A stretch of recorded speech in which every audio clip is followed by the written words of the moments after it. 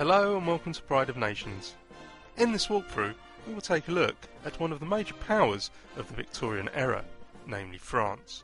Taking charge of one of these major powers puts you in direct control of military operations, commerce, industrialization, colonization and diplomacy.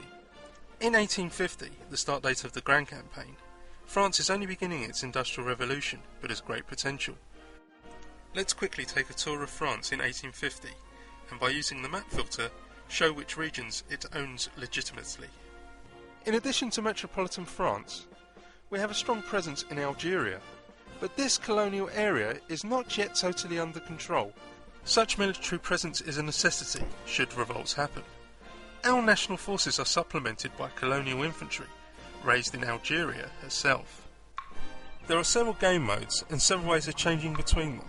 Smart clicking allows modes to be changed contextually, depending on the item that is clicked on. Now we're back in colonial mode, let's examine in detail some of the colonial decisions there are to choose from, so that we can shape colonies the way we want to. First, let's offer a chief treaty, and then send a missionary. But Algeria is not the only colonial area we own. Indochina too is under French influence at this time. But here our control is much lighter, and our forces quite less imposing. We must change that. Marseille is one of the main harbours of France.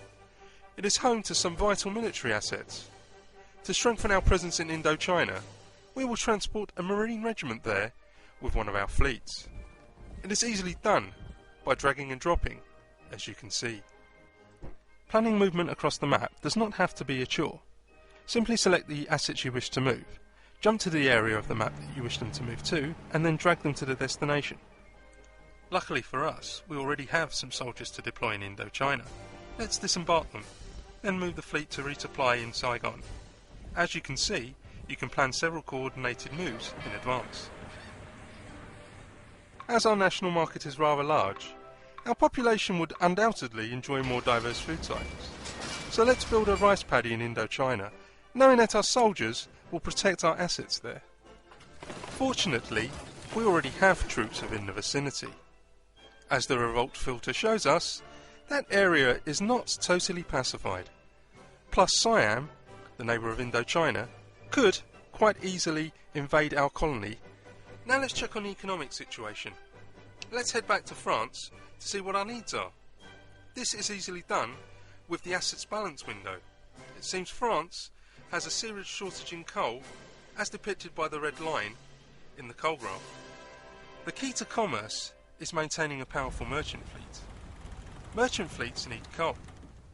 Since Great Britain produces a surplus of coal, it'll be a good idea to purchase some from her. In Pride of Nations, commerce is handled by trade zones. Let's open up the UK's trade zone, which is covering the British Isles in red. The British do sell coal, so it's a good idea to buy some from them. As we do, watch as our coal graph changes dynamically from red to black. As you can expect, Pride of Nations allows you to build military units. Valid locations where specific units can be built are colour-coded on the map. Only units that can be afforded can be deployed, while availability of some units is restricted by geography. You wouldn't expect to recruit Scots in British India, for instance. A nice fact about the military system is that units appear immediately on the map, but they are very weak. It also means that should you stumble on an enemy harbour with ships in construction, it is possible to capture them. Pride of Nations has been designed to please all kinds of players. Those with a historical leaning will get to experience rigid gameplay and see realistic achievements occur, while those wanting to see Russia march on to Rome or Madrid can do so. In sandbox mode, restrictions are lifted, because painting the world your colour is just pure fun.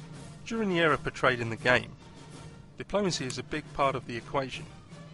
Pride of Nations makes no exception in handling these important matters with all due care and attention. Let's propose something to one of our neighbours. Let's choose Belgium, and let's see if they are interested in a commercial treaty. Should they accept, we will have a better chance to trade with them. Thank you for watching this brief walkthrough of Pride of Nations. You're welcome to visit us at the Paradox forums